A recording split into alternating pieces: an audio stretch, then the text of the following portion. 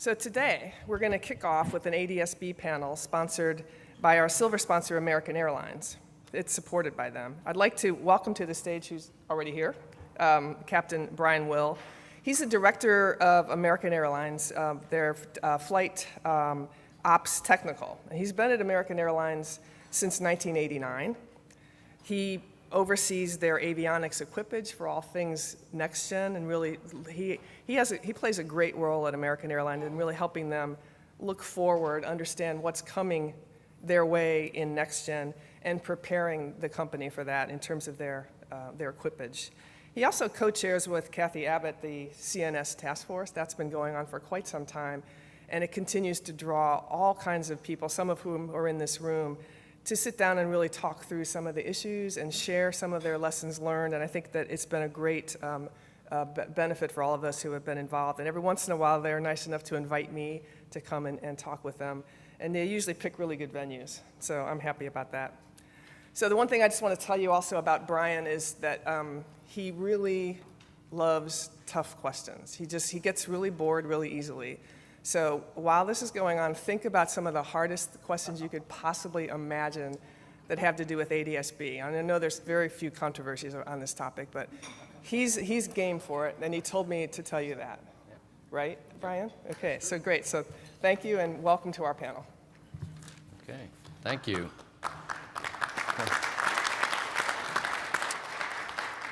Okay, well, good morning, everybody, and I would agree that this is a tough panel. It's my privilege to be here again this year to moderate the panel on ADS-B.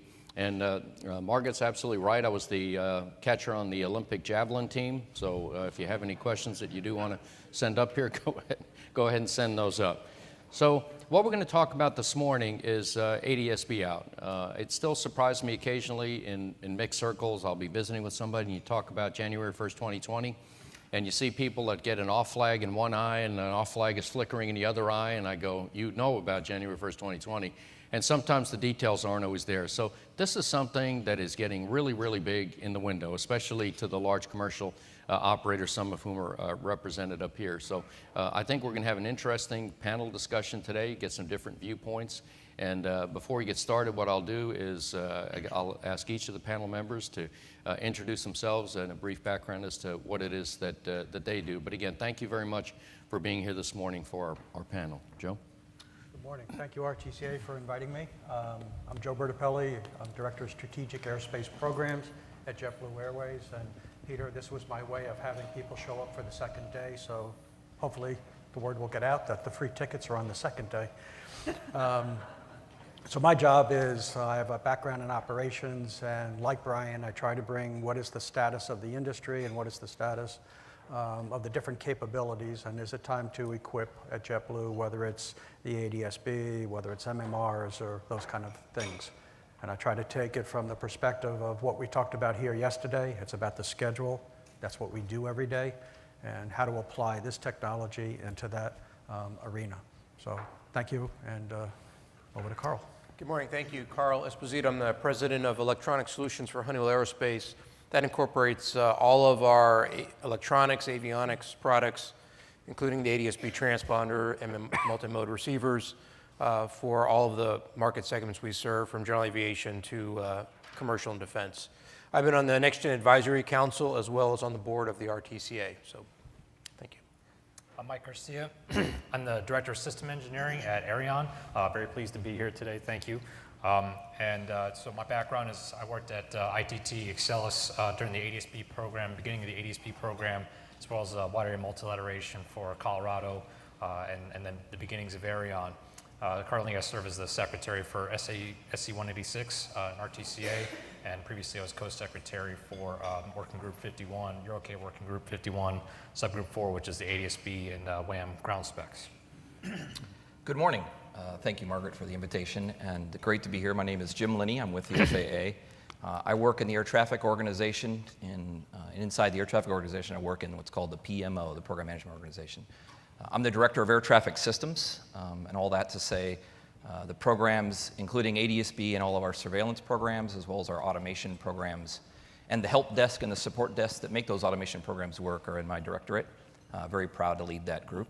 I'm happy to be here today, and I also serve on the, as an agency member to the ACEPS or the ESTG work group as well. So thanks for having me.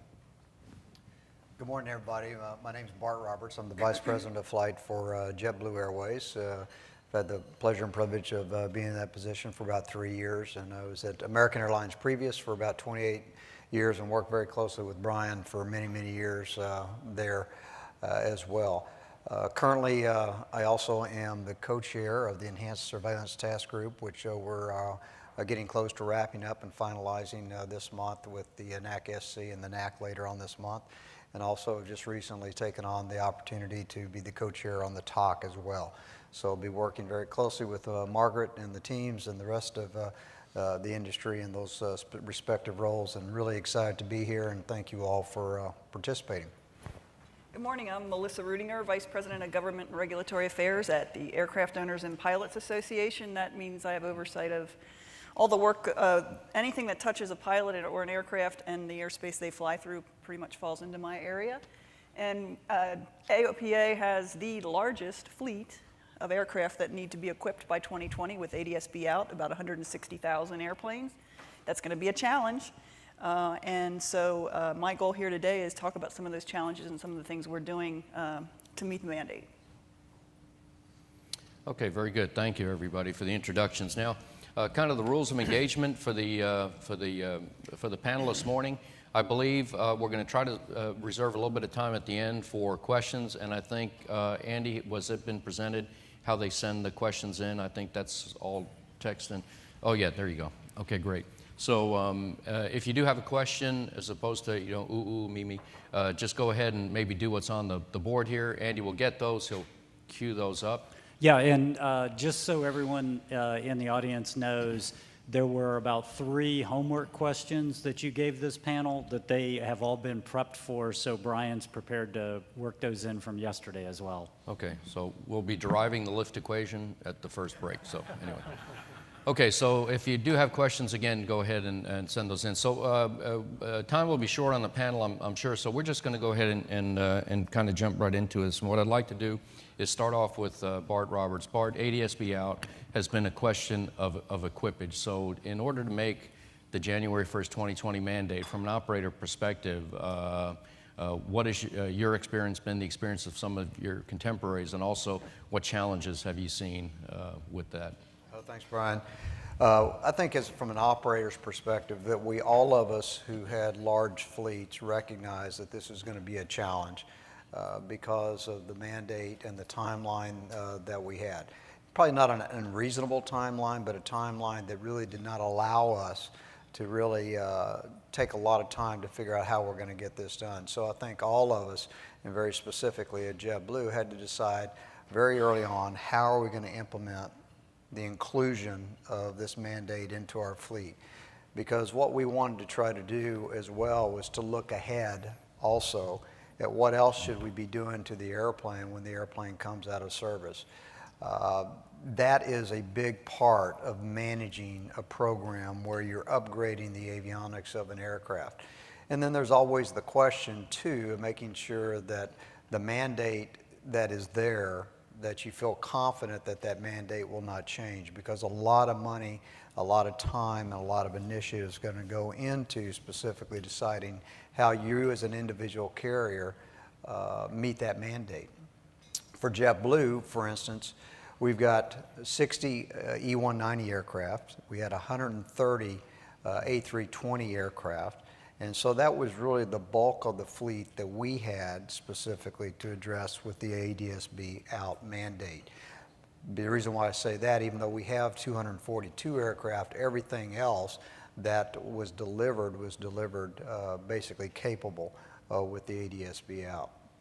So for us, it was a matter of determining how we were going to go ahead and meet that mandate and making sure that we don't get behind the power curve and make sure that we stay ahead of it, because as we know, there's always things that occur when you start putting a program in place to upgrade aircraft. What we also decided to do was, fortunately for us, we were also going to go through a cabin refresh on our 320 aircraft as well.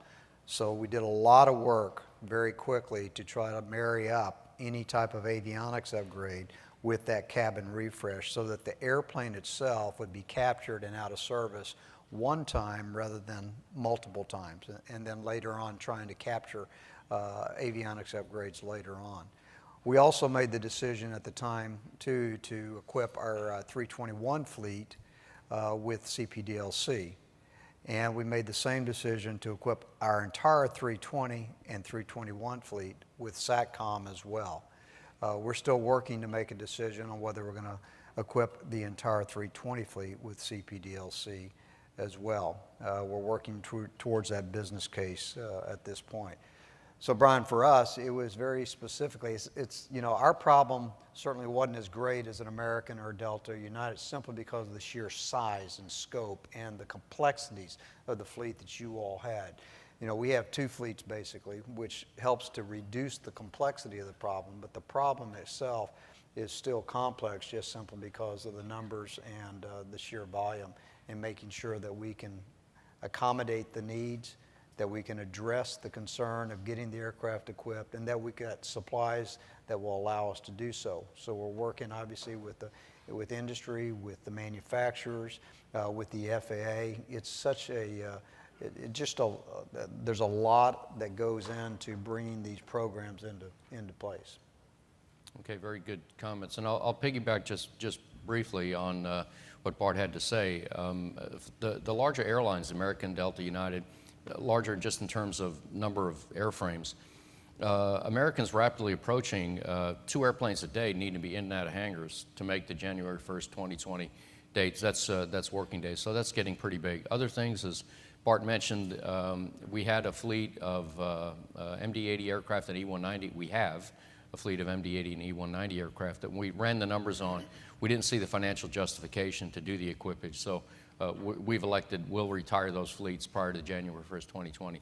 So a lot of things going on with these equipage decisions. So you've heard from Bart and I from the commercial end of things.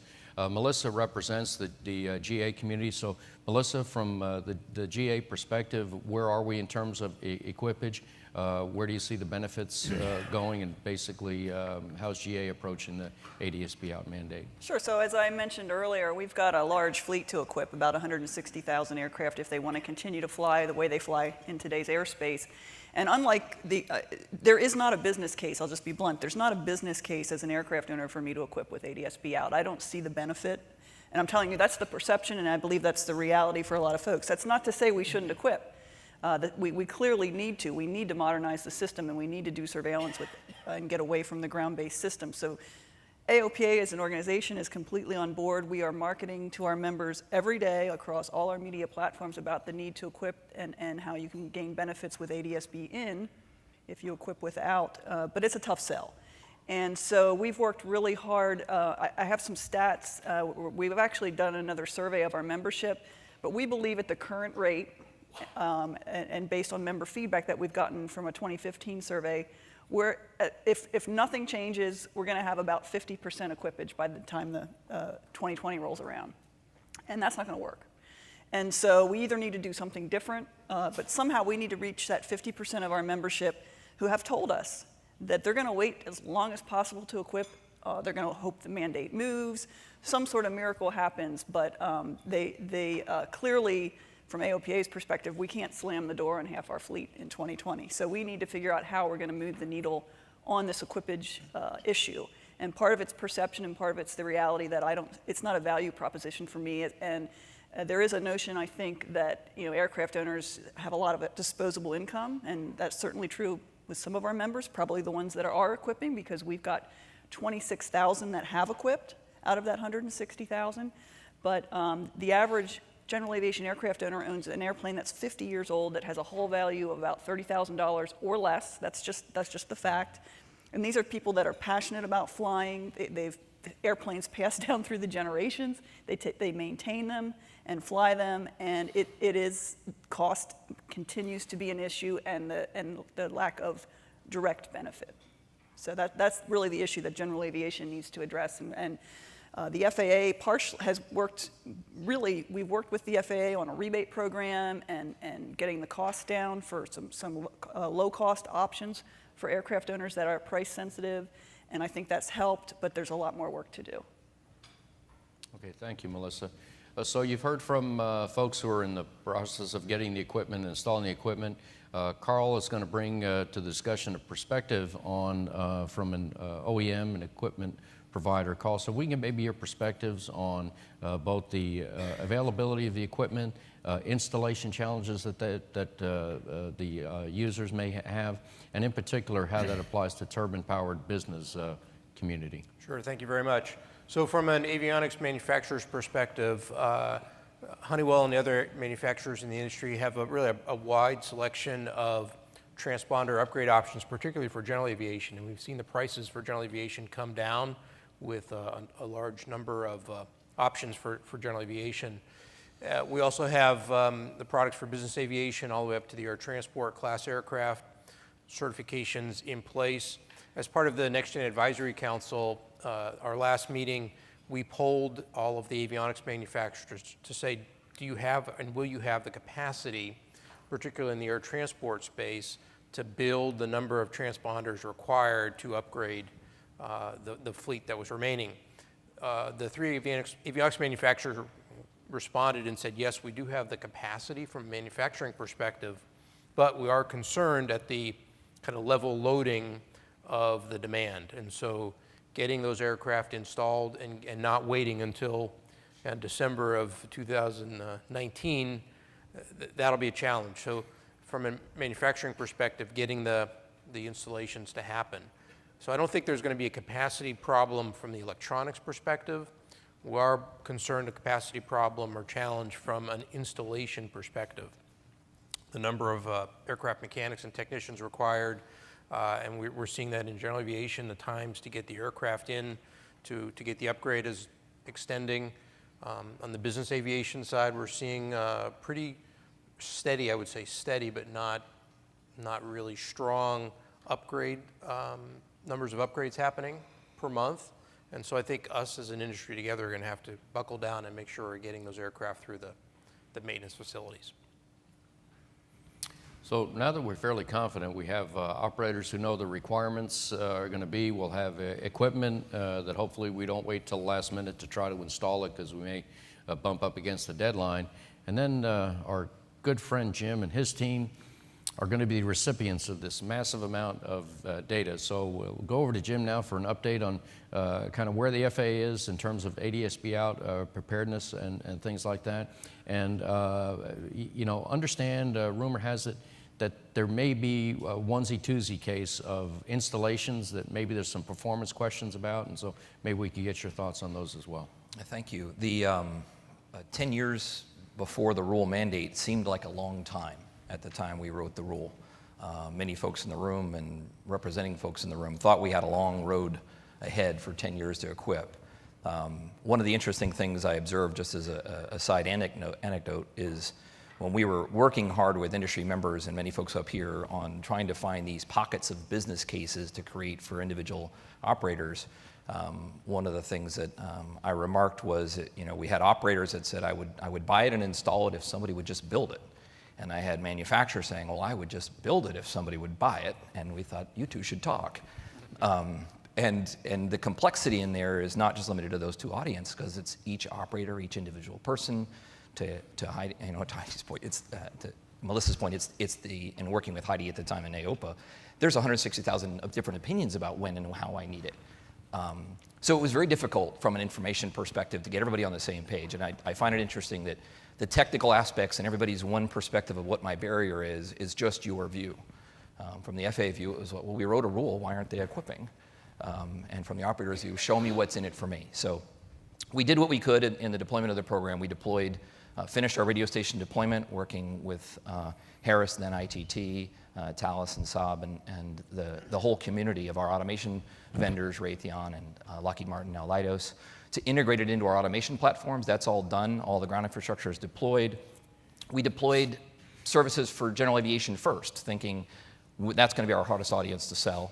Let's get traffic and weather out there, help them with that capability. So the infrastructure is in place. Happy to report that hundreds of air traffic control towers now have automation that can see ADS-B if it's equipped. It's on the display. You're seeing just like another radar target on the display. All of our centers, our traffic control centers, are equipped with the technology. All of our major TRACONs are equipped with the technology. And we've learned a lot. We've found some infrastructure challenges on our end that we didn't understand the complexity of, which is what that 10-year period gave us time to learn. And to your point, Brian, we've also learned that there are some performance issues with avionics. Some avionics were installed but not installed properly. Some were installed with maybe no intention of installing properly. Some were installed with little knowledge about how to install it properly. What got us to where we are is, I think, going to be more what we need to go forward. I think back to 2007, 8, 9, when we were working with industry on different pockets of collaboration with American and then US Air and now American, with JetBlue, with the avionics manufacturers, with AOPA, with colleges like Auburn University to work on their GA aircraft. We found these pockets of places where we can find a user that had trouble making a business case, a manufacturer from an avionics perspective that couldn't break into a market, and an operational need that could benefit, and got everybody's assets together, and together we were able to accomplish these small things. I think that's more what we're going to need going forward. We can't continue to say that and rest on the successes of deployments finished, we're done. We can't say we've certified avionics on most type aircraft and say we're done. We've got to continue to look for ways to make the business case for everybody work. So on the government side, we're happy to say the infrastructure is in place, but I think we're still going to learn some lessons as it relates to installation challenges as we go forward in the technology.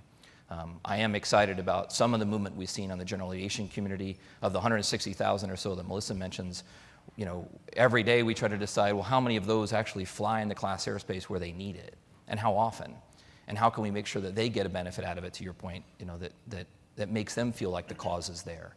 And for the airlines represented here and in the audience, that's a tough sell to the CFOs trying to explain what's in it for us, and what do we get to take the aircraft out of service and to install it on the aircraft. So partnership got us here, and I think it's going to be a tighter partnership that gets us forward, moving forward the technology issues. Okay, thank you, Jim. I've known Margaret Jenny for quite a while, and during some of her introductory statements for the panel, she does know me well enough to know that I've always been someone to say, and my wife says this to me all the time, why do you ask why so much? Why? And I say, well, I don't know, why? Anyway, so I do ask why a lot, and if you go back to 1991, there was a thing called the FMS task force that was set up, and this is sort of a sidebar, but it will tie back into the conversation that we're having up here. And that started off with we had new airplanes that were showing up with things. They had computers in the airplane. They had color TV in the airplane. I mean, you got to be kidding me! What is all this stuff, And certain visionaries in the user community and the FAA and internationally said, we can do some really cool stuff with this. And from that was the concepts of A&P and RNP and FMC and HUD and all the great stuff that we have today. So and in fact, in 1999, actually it was 1998, we made a decision at American Airlines. We placed an order for $35 billion worth of airplanes, 500 new jets. And we said, we're not going to get ADF receivers on these airplanes. And most people said, are you insane? And I said, well, if I am, I'm the wrong person to ask, because I wouldn't think so. But anyway, so we elected to go ahead and jump out front and do certain things like this. And it's paid off wonderfully. It's moved the dial. It's changing the way we look at what can we do, what can't we do. And I think it opened the door on new concepts, new ideas, and it encouraged people to say, let's go ahead and take a swing at this one. Let's see if this is going to work. So by way of that little bit of a background, I'm a little bit excited. We've got Mike up here. He's with Aireon, as he mentioned. This is kind of new stuff. We spoke with American Airlines. I'm speaking of American Airlines now. We spoke with Aireon several years ago, and they said, look, we're thinking about making a business decision. We're going to go move to these things, and what do you think? And I guess he didn't realize, or his company didn't realize, they were talking at least to one member at that conference table that always said, well, why? Why not? Why can't we do some of these things? So again, by maybe piggybacking on what's been said and teeing up what Mike is about to share with us. Mike, so you're with Aireon, so congratulations. You've had, is it one or two launches now? One launch, second launch coming up in a few weeks. Fantastic, that's great. So we have a company here that made a business decision, took a business risk, and it's, knock on wood, it's starting to work out. They've had the launch. So what is the status of the program right now, and going forward, when do you clink the champagne and say that it's now operational? Good question. So just to kind of set the stage, because not everybody may know what Aireon is. So this ADS-B panel, so Aireon is all about ADS-B at its heart. So everybody has to equip, the operators have to equip, the general aviation has to equip with ADS-B out, and most of that is on 1090 megahertz, especially when you go internationally. And when you talk about global ADS-B coverage, it has to be 1090 megahertz. So we have a 1090 megahertz receiver that we're piggybacking onto Iridium's Iridium's new constellation that they're launching to replace the old one. If you're not familiar with Iridium, it's 66 low Earth orbit satellites that go at about 17,000 miles per hour over the poles. There's 6 planes, 11 satellites per plane. So this is a very dynamic system. However, from the controller perspective, it's going to look just like ADS-B. So they're not going to know that it came from a satellite versus a ground station because the performance would look very similar. That's our goal, and that's what we've modeled. That's what we've been measuring out in the field. And so in terms of status, we had the first launch January 14th, 10 satellites, SpaceX. That was a very exciting day for all of us. Some of us have been waiting a long time for that launch, both on the community side as well as internally. And we have another 7 launches yet to go. So our next launch is planned for June 25th. Another 10 satellites. All the rest of the launches will be with SpaceX out in Vandenberg. And there is going to be a ride share that actually launches 5 somewhere in middle of 2018 in order to give us basically 72, I think it's 72, somewhere around that ballpark, satellites up in the air. And that gives us spares as well as the operational 66 that we need. So we're very excited about that. And what we've been doing since February, end of February is when we started to receive the first wave of ADS-B data, which was very exciting for us. And we posted a lot of images about that from the first satellite. And after we sort of did some testing with that, we brought more satellites into what we call mission orbit so we can get more continuous data out of them. And we're drifting too. So we have 8 payloads now that are continuously providing data all over the world, all the time. Now it's not continuously global yet. That's what we need the other satellites for. That's what we need the other payloads for. But at this point, we're getting about 1 billion ADS-B position messages a month, which is pretty staggering, and it's only going to grow from that point. And what we see from the data is pretty interesting. I mean, we don't just see the FAA airspace. We see Australian airspace, Singapore, China, Japan. So we see a lot of equipage all over the world, and it's very different and dynamic in of itself. And we want to share a lot of this information with the community so that they understand the challenges, not just locally, but also globally with ADS-B equipage. So certainly we've seen some good results so far. We published a paper in the ICNS conference about a month or 2 ago, and the results look very good. So update intervals with a mean value of around 1 second, which is analogous to what you get out of ground stations. 95th percentile, somewhere between 4 to 10 seconds with just 1 plane of satellites. So when we fill that in with more satellites with overlapping coverage, that'll only continue to improve. The latencies are on the order of 400 milliseconds, which is right in line with what you would need from a ground station. So we don't see any barriers to us succeeding, when we get to the end. And that's what we're preparing for in September of 2018, when we plan to have go live, at least for some service volumes. And that was 400 milliseconds, right? 400 milliseconds, yeah. Wow. So, and that's, there may be additional latencies to, say, Singapore, but we've measured that too. That's on the order of, say, 200, 300 milliseconds. So the requirement's 2 seconds. So we're beating that requirement, hands down. Wow.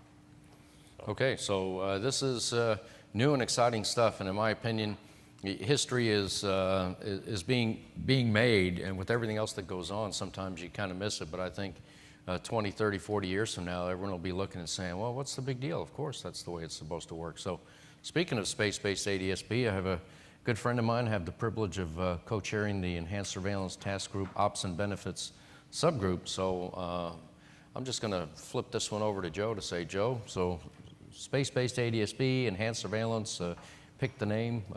Where do you see this going? Good morning. So what we ended up doing, JetBlue did some early stuff that Jim Lenny had talked about, getting the certifications. We did our little business case, saving money, cutting across the Gulf of Mexico. And then we always did the same thing as we said, like Brian, why not more? And we looked out over the ocean.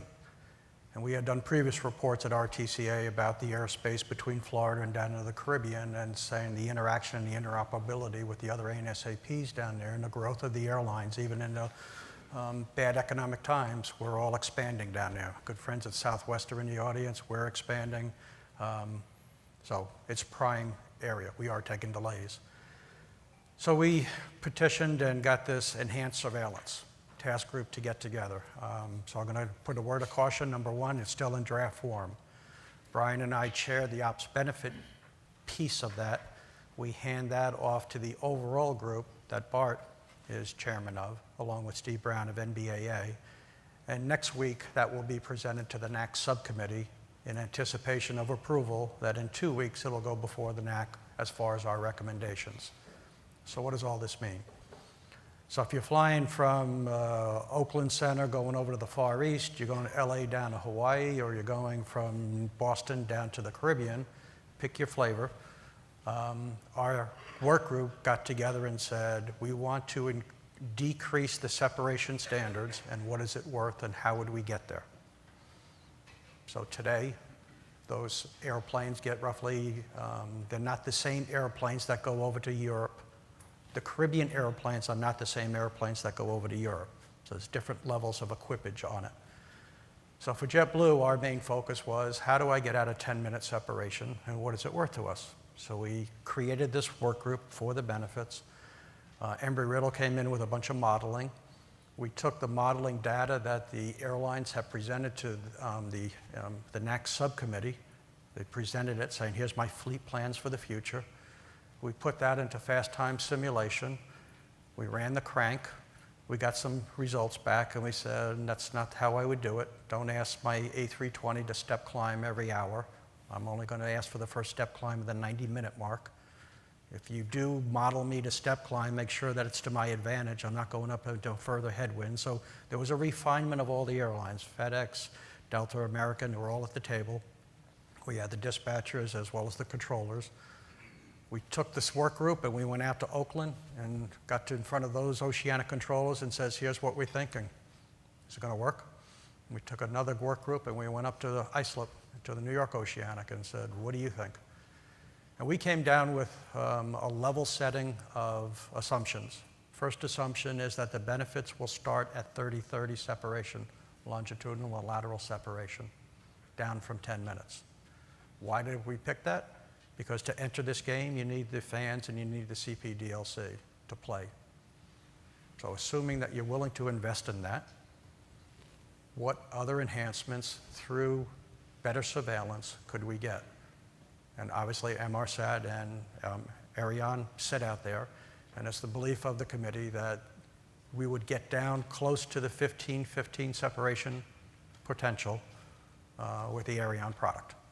So our recommendation is for the FAA to pursue space-based ADS-B in remote areas, which we are defining as enhanced surveillance. So before you write it down, this is in draft form. It's not been approved. You got to wait till the end of the month and see what the NAC does as far as approval. So you're all looking there and saying, that's great, Joe, so who's going to pay for it? So you can ask Jim, and he'll have one opinion, and you can ask me, and you can obviously think that I have the opposite opinion. He wants me to pay for it, I want him to pay for it. We didn't solve the problem. So it's our recommendation that the enhanced surveillance, from an industry perspective, surveillance is an FAA thing, just like it is in the CONUS US, and we think it's part of the infrastructure. So that's the report that's going to hopefully get approved. Still in draft form, please write that down. And by the end of the month, we'll be out there and hopefully present it to the FAA for comment. We'll go from there. How long have we been doing this? Well, I'm just happy we 9 got, months? yeah, we've been at 9. I'm just happy we got through this with everyone staying in their seats. No one jumped up. So. At this point, there's no dissenting opinions, comments to the report. We've worked through all of them. Again, there's a level of baseline equipage. It is the fans package that you need to get down to 30-30, and we think the enhanced surveillance will get us down to 15-15. And that bucket of benefit is substantial. So. And in full disclosure, the potential exists, now it hasn't been fully vetted yet, that without making any changes, the potential for 20 by 23 separation may be possible. So where we've been sort of digitally going from 30-30 to 15-15, there may be an interim step in there that could affect the business case, the business modeling and stuff like that. So still a lot more to do, but I have to say this has been a really fun working group to be a part of. Simply because it was a fairly daunting task. In my opinion, there's a huge need for this. None of us, we've had some unfortunate events, the tragedy of the Malaysia 370 accident and those sorts of things, that we would like to avoid seeing that happen ever again. And so we see a technology here, and now it's just hammering out the few pesky details towards the tail end here that will and it'll determine whether or not we can close the business case or not. And if we close the business case, whose budget is that on, Jim? Oh, man, cheap shot. Anyway, okay, tell you what, Margaret and Andy, get your hand on my mic cord because I'm going to go off script here. So anyway, we had a couple of homework questions that came in from yesterday. So I tell you what, in the spirit of the time we have left, I think I'd like to maybe start into that to see if it generates any enthusiasm from the crowd or anything like that, because ultimately we're here for you. So these were topics that we were told were of interest yesterday, so I'll go ahead and bring those up. And I'll kind of cue two of them together. They are separate, but I think conceptually they're together.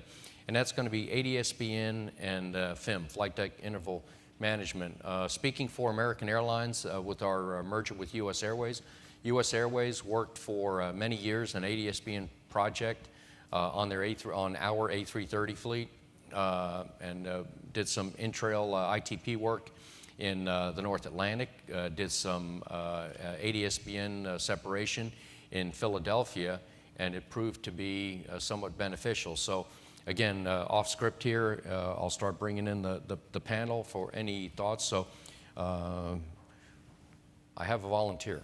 Joe, over to you. So early on, we too at JetBlue got involved with the ADS-BN. And again, at that time frame, it was the display.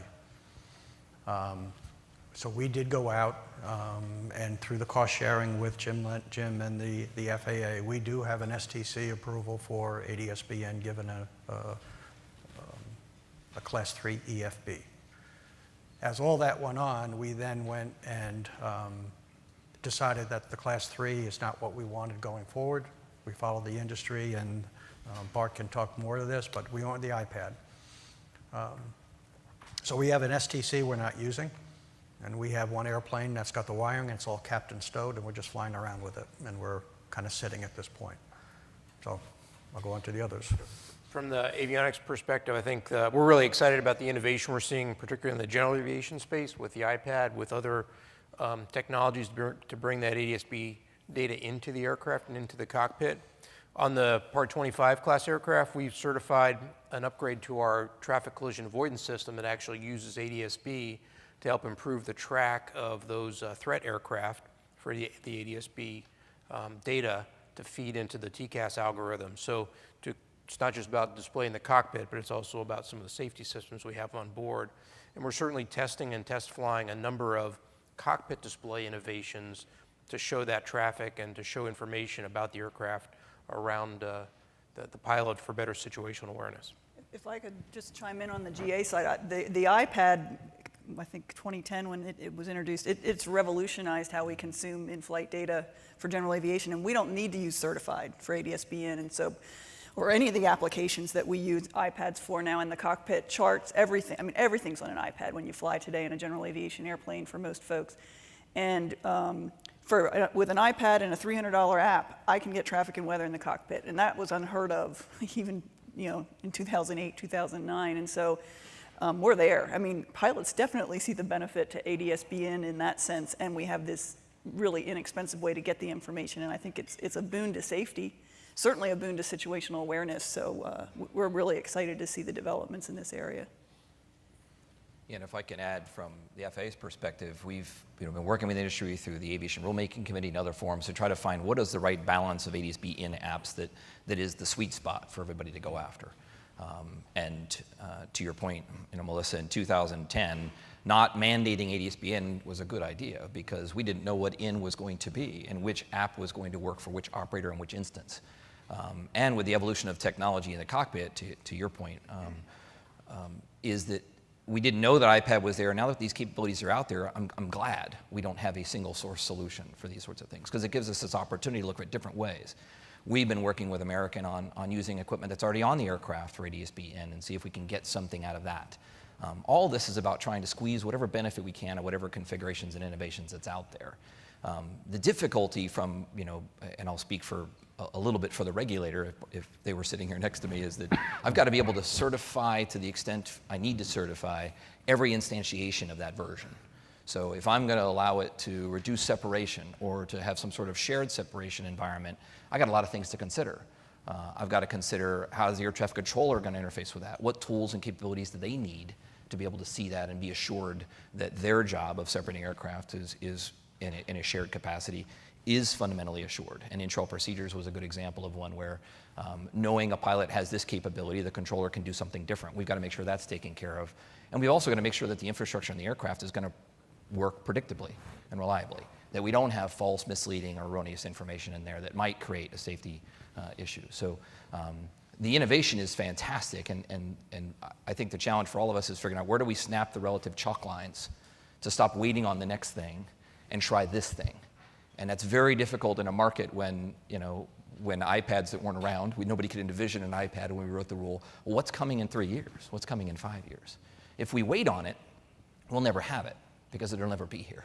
And I think that the challenge we all face is trying to figure out where are those right insertion points to go after a solution that fits the majority of the market, that Honeywell and their peers can build predictably, that operators can buy and know that I'm going to be able to buy the same thing in 6 months that I bought 6 months ago, and that you don't have cap and stow installations in aircraft that you end up not needing later. So it's a complex problem, but I am excited about the ADS-B effort. We've been big advocates from the beginning, of course, on the FAA side, and it really comes down to where do you try to invest in what and to what degree.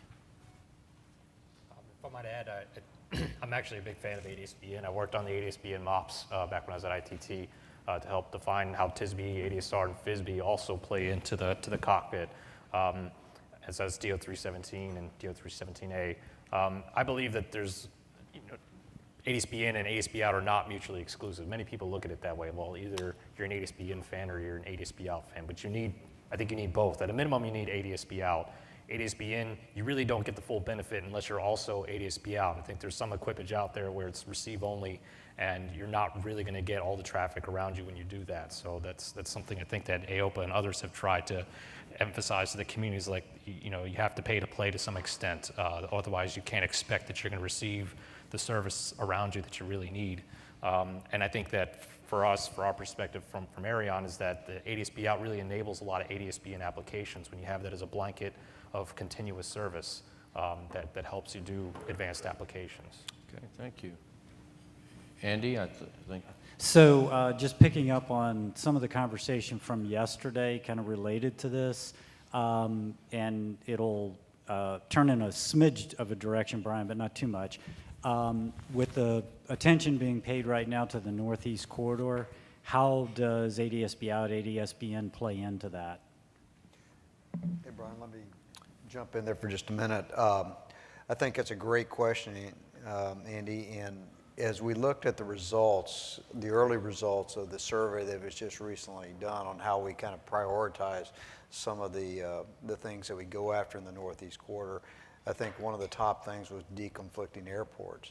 And you think about how ADS-B in can help be a tool to help do that, especially in an area as constrained and tight as a New York area, where you've got LaGuardia, you've got Teterboro, you've got Newark, and you've got JFK, Stewart, White Plains. I mean, you can just keep naming the airports that are impacted. So I think that honestly, we have to look forward to see how does these tools now help us as operators go make a business case and get the capital for a program that's not mandated, and find a way that it it earns its way on the airplane. That's the thing and the biggest challenge that I think we have today, as we as operators try to go make that case to our CFOs on the value of it going forward. But I think that these tools, we do need to think about how we use them to specifically go address those types of issues and problems. And that's probably the value that helps get that on the airplanes. And the iPad, I can't say enough about the iPad and the value of what it has done to aviation. It's been tremendous. So. Was that it, Andy? Okay. One other thing, we've been around a few topics here. Equip 2020, the whole ADS-B out program, it's been somewhat interesting. It's in the airline's best interest to see next gen, to see these programs, next gen, SASAR, Carrots, to see them succeed.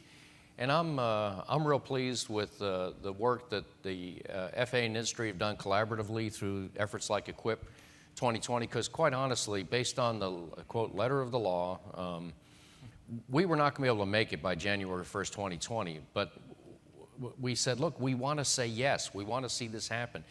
We can't just keep saying we don't want to put a penny into it. We don't want to put a penny. So I think the way we worked collaboratively through those efforts with the FAA, with the industry, with the OA, with everybody basically, our partners in GA, everyone came together to say, how do we say yes on January 1st, 2020? We got a pin in the map.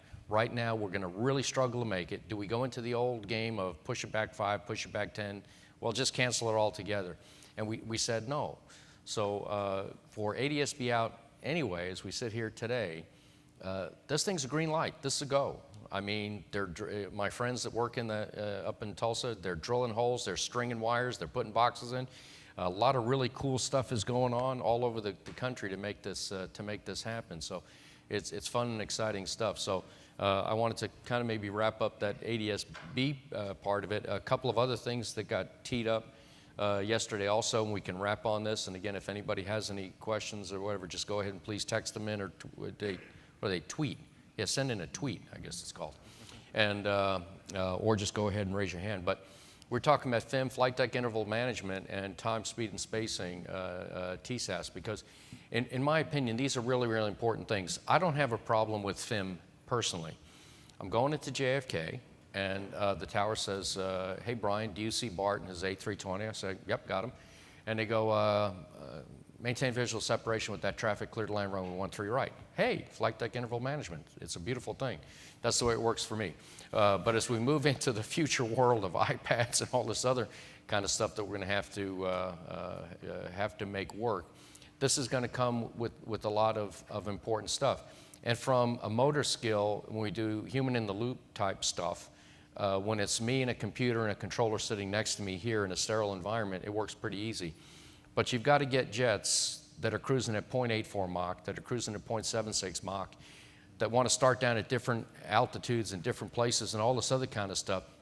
You got to make that dynamic thing work to cross a threshold 50 feet above the ground with the required separation to touch down and get off the concrete. That's the important part of this whole piece of that. So that is going to be central to how we move ahead with these other two technologies. So I'm going to punt this one over to Jim and say, Jim, I'd like to get your thoughts potentially on where this is going. Yeah, I thank you very much. I want to cover so many things that have been covered here, but I'll try to narrow the topic on the integration piece that you just mentioned, Brian, is really important. And the air traffic controllers and what they need every day to manage those that are equipped and those are not equipped, because that's a very difficult environment. There's a lot of things that controllers have to keep up in the air simultaneously. we've got to make sure that these technologies, when we insert them, we think about the end state operation, but also think about between here and the end state. Sometimes we make the mistake of thinking, I'm going to flip this switch, and then suddenly I'll be there. Well, it might take us 10 years to get a level of equipage in some places where you can actually change your business model from an air traffic controller perspective. But in the interim, you've got to be able to account for both scenarios. And we've got to make sure we think about the effect of the human on the workload side for the air traffic controllers as well as the pilots, who don't always listen to every sort of advice that are on a want to go direct to a place, when going direct is actually the worst thing you could be doing right now is going direct. It is so, Brian. So we're going to argue about what surveillance is and isn't after this panel. But I do think that the integration between industry and the FAA is really critical. And I think we lose that environment when we get into that litigious sort of model of I've got an answer, you've got an answer, let's just sit here and wait and see who wins. Mm-hmm. Or when we choose to use legislation to get the FAA to do what we want. The environments where we sit down together, and even though it's painful and challenging at times, I think are far more productive. And I know that that's not technically sexy, but it is absolutely necessary for us to be successful in these things. I do want to go back to space-based ADS-B for just 1 second and say I am excited about what that's giving us, and I'll reiterate here again, it's not just in the oceans. There may be potential for us to use this in places we haven't envisioned, which is why we visited before there was an Aireon, the company in 2009. We signed MOAs. We've been exploring this, helping design the payload to make sure it would work with our infrastructure. We are invested in this, and anybody that says the FAA is not engaged in this is just flat wrong. So, It's never implied. So no, sir. it's okay. Andy, Okay, I think. so I want to take you, this will be probably your last rabbit trail. We have several questions about the use of ADS-B by the drone community, by the traditional aviation community interacting with drones. So it would be good maybe as a final, Brian, to get the opinion of folks about how the two fit together, how ADS-B, limited spectrum, all the associated issues there. Oh, okay. In 5 minutes. No, 2 minutes and 15 seconds. Melissa, I'm just going to audible on this one. It seems to me that drones, GA, that is where the mix is going to be.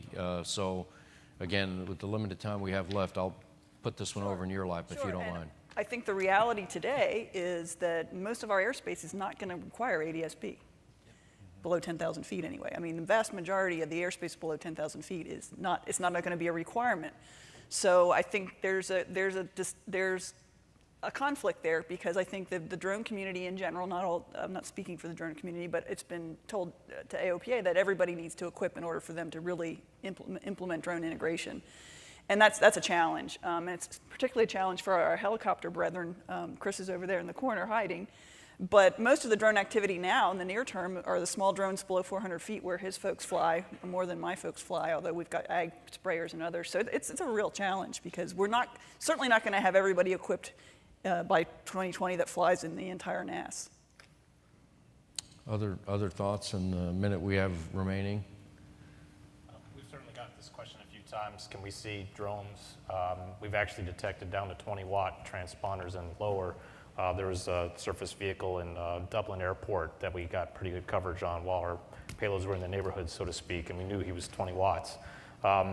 So I think it's possible, but it depends on the application, and there's also going to be an impact from a spectrum point of view. If you have all the drones equipped with 1090 megahertz blasting at 200 watts, that's going to be kind of a problem. So I think from a standards community point of view, we probably need to spend, I know there are standards committees with drones, but I don't know that they've gone back and talked to the ADS-B 1090 megahertz community about, okay, do we need a separate class of transmit just for drones that we all agree on what that standard is?